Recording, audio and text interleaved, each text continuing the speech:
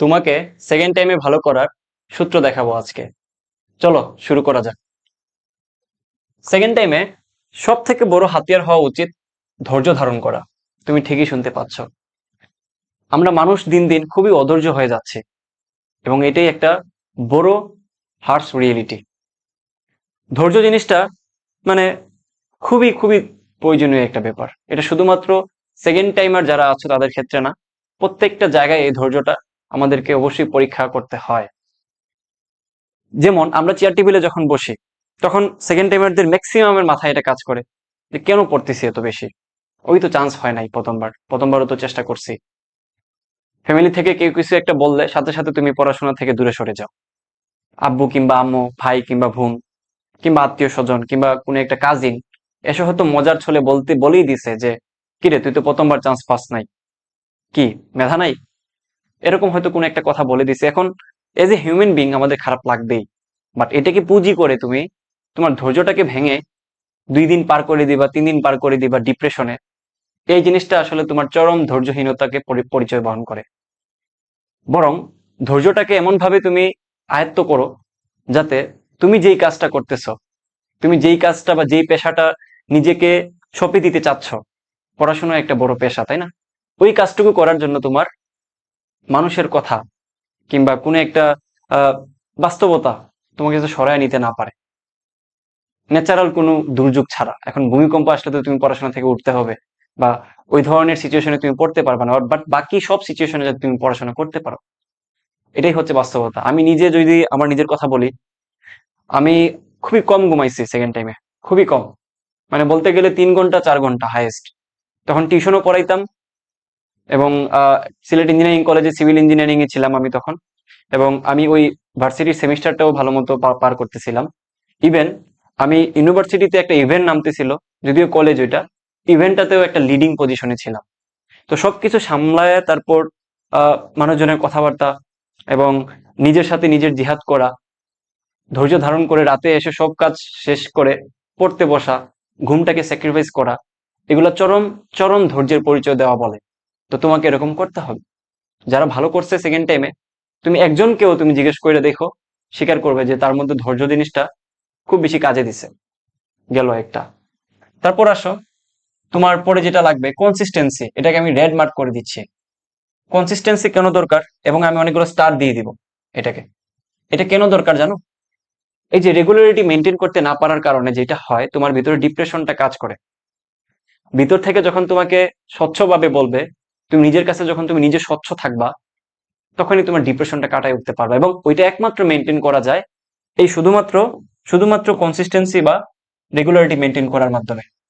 প্রতিদিন যদি তোমার কাজটুকু তুমি করতে পারো, ওই কাজটুকু করার জন্য তোমার যদি এক্সট্রা কোনো মোটিভেশনের দরকার না পড়ে, তাহলে তুমি ওইটার সাথে সহজাত, এবং তুমি ওই কাজটা করতে তোমার কষ্ট হবে না, এবং ওইটা থেকে রেজাল্ট ভালো আসে, আউটকাম আসে। কন্টিনিউয়াস কন্টিনিউয়াস কোন একটা জিনিসে লেগে থাকা, যেটাকে আমি বলবো যে তোমার হাল ছেড়ে না দেওয়া, গিভ আপ না করা, এটাই তোমার যে কোনো কাজের সফলতার মূল চাবিকাঠি। বুঝছো? কোনো শর্টকাট রাস্তা কিন্তু এই জায়গাটাতে তুমি খুঁজে পাবা না, এবং পাওয়া উচিত না। কোনো শর্টকাট ভাবে যদি তুমি কোনো একটা জায়গায় বা কোনো একটা মুকামে পৌঁছাও, তো ওইখান থেকে তুমি পরবর্তী স্টেপে আর যেতে পারবা না, কারণ তুমি শর্টকাট পথ অবলম্বন করছো। পরবর্তী স্টেপ কি বা নেক্সট ধাপ কি, এটা তুমি জানবা না, বা তোমার পরবর্তী যেই কদমগুলা কিভাবে ফালাইতে হবে ওইটাও তুমি অবগত থাকবা না। সো ওই সাকসেসের কোনো আলটিমেট ভ্যালিডিটি থাকে না বা থাকবে না। অল্প কিছুদিন হয়তো মানুষজন মাথায় তুলে নাচতে পারে, হয়তো বলতে পারে আরে সেই ছেলে তো মেধাবী, একদম ফাটায় দিছে। কিন্তু তুমি আলটিমেটলি যদি কিছু ভালো করতে না পারো, তাহলে ওই লোকরা এসে তোমাকে বলবে যে ছেলেটা ভালো ছিল, কিন্তু এখন ফাইটে গেছে, ফাটছে আর কি, বেলুন ফাটে না ঠাস করে, এরকম ফাইটে গেছে। এটাই হচ্ছে মানুষ। তো মানুষের কথা কানে শোনা যাবে না। কানে শুনবে, মাথায় প্রসেস করা যাবে না। মাথাটাকে যে জায়গায় প্রসেস করানো দরকার ওই জায়গাতে প্রসেস করাইতে কাজে লাগাও, পড়াশোনা করতে কাজে লাগাও। ওকে, লাস্ট বাট নট লিস্ট, সেটা কি? এই যে দেখো, সেলফ মোটিভেশন। এখন সেলফ মোটিভেশন জিনিসটা অনেকে বুঝে না। ভাই সেলফ মোটিভেশন বলতে কি বুঝাচ্ছেন? নিজেই কি সুশান্ত পাল, তারপর সুলাইমান শোকন হয়ে যাওয়া নাকি? না, যারা ভালো করে সবাই সুশান্ত কিংবা সুলেমান শোকন হয় না। এবং সফলতার দিক থেকে বাংলাদেশে যারা আছেন সর্বোচ্চ পর্যায়ে, তারা হয়তো বা ইন্টারনেটেই নাই, তারা হয়তো বা কোনো বক্তব্যই দেন না কখনো। তাদের ওই বক্তব্য দিতে প্রয়োজন হয় না, কিংবা তাদের ওইটার দরকারই পড়ে না, এত সময় নাই তাদের হাতে, তারা বক্তা না। তো তারা কিভাবে ভালো করে, একটু একটু তুমি মানে বাইরের দেশের যারা ভালো করতেছে, ওয়ার্ল্ড ওয়াইড এখন যারা অনেক বেশি সাকসেসফুল, তাদের রিয়েল স্টোরি গুলা শোনার চেষ্টা করি। টেডএক্স যেটা আছে, টেড টক, ওগুলাতে একটু দেখো। যদিও ইংলিশে এই বক্তব্যগুলা, বাট তুমি একটু বোঝার চেষ্টা করে বুঝবা। ওনারা যেই কথাটাকে সব থেকে বেশি মেনশন করেন, যে আমার ভালো করা বা নিজের ইমপ্রুভমেন্ট করার পিছনে বা সাকসেসফুল হওয়ার পিছনে সব থেকে বড় দায়ী হচ্ছে সে নিজে, নিজের মোটিভেশন, সেলফ মোটিভেশন। আজকে তুমি কোনো একটা ভাই, তথাকথিত কোনো একটা ভাই কিংবা পীরের কথা শুনে হয়তো তুমি 1 ঘন্টা কিংবা 2 ঘন্টা কিংবা 3 ঘন্টা পড়তে পারো, 4 ঘন্টা পড়তে পারো, 2 দিন পড়তে পারো, 1 সপ্তাহ পড়তে পারো, ঠিক 8 দিনের দিন যায় তুমি দেখবা তোমার সেই আগের জায়গায় তুমি ফেরত চলে গেছো। কারণ তুমি ওইটাতেই সহজাত, তুমি অভ্যস্ত না 7 দিন পরে, কিংবা তুমি দীর্ঘক্ষণ চেয়ার টেবিলে বসে থাকার মানুষ না। কারণ তুমি যে ওই অভ্যাসটুকু ঘরে তুলো নাই। কারণ অভ্যাসটুকু তৈরি করার জন্য তোমাকে একটা রেগুলারিটি বা কনসিস্টেন্সি মেনটেন করতে হয়, আর কনসিস্টেন্সি মেনটেন করার জন্য ওই বারবার মোটিভেশন তুমি খুঁজে পাবা না, ওই মোটিভেশনটা তোমাকে খুঁজে নিতে হবে। সে ফর এক্সাম্পল, তুমি হয়তো কোনো একটা বাসায় আছো এই মুহূর্তটাতে। সো বাসায় তুমি একটু অবজেক্টিভ দিকে তাকাও। হয়তো তোমার আম্মু একটু পরে আয়সা তোমাকে চা দিয়ে যাবেন কিংবা দুধ দিয়ে যাবেন, যে আমার ছেলেটা রাত জেগে পড়বে। হয়তো তুমি ওই দুধটুকু খাচ্ছ ঠিকই, তোমার আম্মু হয়তো তোমাকে দেখতেছে লাইট জ্বেলে তুমি পড়তে বসছো, কিন্তু এটা লোক দেখানো। তুমি ঠিকই তোমার আম্মু যাওয়ার পরে ফোন বের করে চ্যাটিং করতেছো কারোর সাথে, কিংবা হয়তো তুমি গেম খেলতেছো কিংবা অন্য কোনো কাজ করতেছো। তোমার কি একবারই চিন্তায় আসে এই এই কথাটা, যে এই যে ফেসটুকু আমার সামনে এখন আমি দেখতে পাচ্ছি, একটা বিশাল স্বপ্ন দেখা ফেস, আমার আব্বু কিংবা আম্মু আমাকে নিয়ে একটা বিশাল স্বপ্ন দেখতেছেন। তাদের এই হাসি মুখে আমাদের সামনে দাঁড়ানোর পিছনে বিশাল স্বপ্ন লুকিয়ে আছে। আমাকে এই স্বপ্নগুলো বাস্তবায়ন করতে হবে। আমি যদি কোনোভাবে তাদের মুখে হাসি ফুটাইতে না পারি, কিংবা আমি তাদের যেই ইচ্ছা, তাদের যে স্বপ্নটুকু আমি যদি বাস্তবায়ন করতে না পারি, আমি কোন মুখে তাদের সামনে যেয়ে দাঁড়াবো?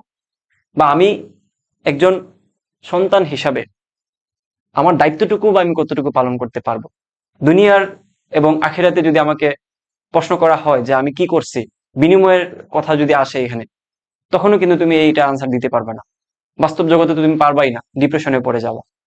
যেহেতু এই দেশে এখন খুবই একটা খারাপ সময় যাচ্ছে, এবং আমাদের দেশে সত্যিকার অর্থেই মানে বেকারত্বের হার বাড়তেছে, মানুষের ডিপ্রেশন দিন দিন বেড়ে যাচ্ছে, মানুষ দিন দিন অনেক বেশি হা হুতাশ করতেছে এবং ডিপ্রেশনের দিকে আগাচ্ছে। কারোর চাকরি নাই কিংবা কারোরই স্টেবিলিটি নাই এখন বর্তমানে বাংলাদেশের যে অবস্থা, এবং সব দিক থেকে একটা আহ মানে অস্থিরতা বিরাজ করতেছে। তো এই সময়টুকুতে যদি তুমি কোনো কারণে ট্রেকের বাইরে চলে যাও, অর্থাৎ তুমি তোমার স্বপ্নের যে রাস্তা ওটা থেকে একটু অ্যালাইন বা একটু দূরে সরে যাও, তাহলে লাইনচ্যুত যদি হয়ে যাও, তাহলে কিন্তু এটাতে ব্যাক আসা ইম্পসিবল থিং। পারবা না আমি বলবো না, বাট ইম্পসিবল কাইন্ড অফ। কারণ অলরেডি এই দেশে অনেক কিছু হচ্ছে, অনেক কিছু ইনজাস্টিস হচ্ছে, অনেক কিছু সিস্টেমেটিক ভাবে এমন ভাবে সেট হয়ে আছে যে তুমি সঠিক মূল্যায়নটা পাবা না। তো যারা অলরেডি স্কলার্স বা যারা অলরেডি ভালো জায়গায় ভালো পজিশনে আছে, তাদেরকে দেখে তোমার দিকে কেউ ফিরেও তাকাবে না। আমি কি হিন্টসটা দিতে পারছি, বুঝাইতে পারছি তোমাকে?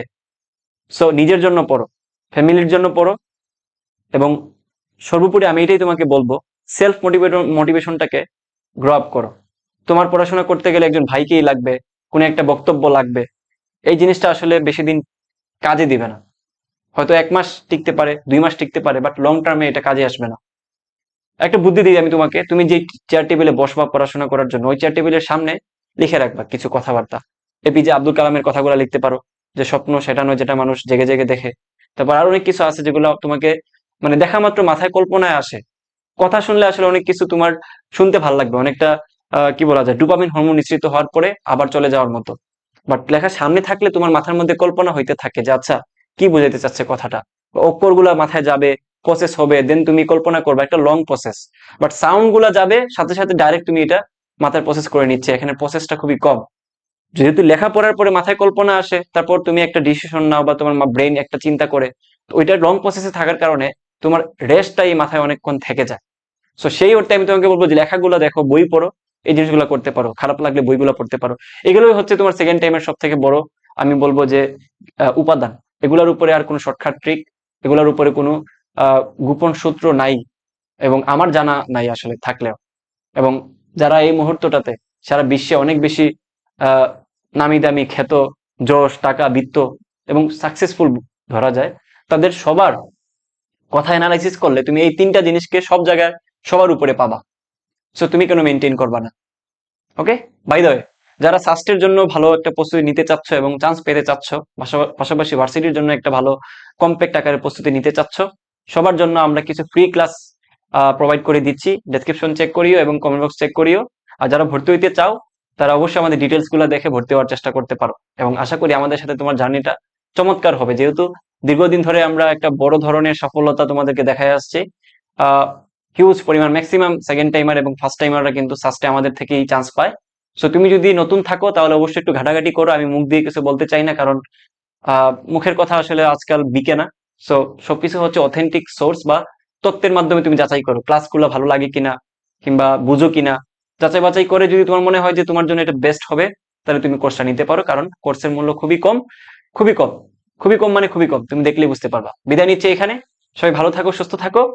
টাটা। কমেন্ট করে জানাবা কেমন লাগছে আজকের এই বক্তব্যগুলো বা তত্ত্বগুলো।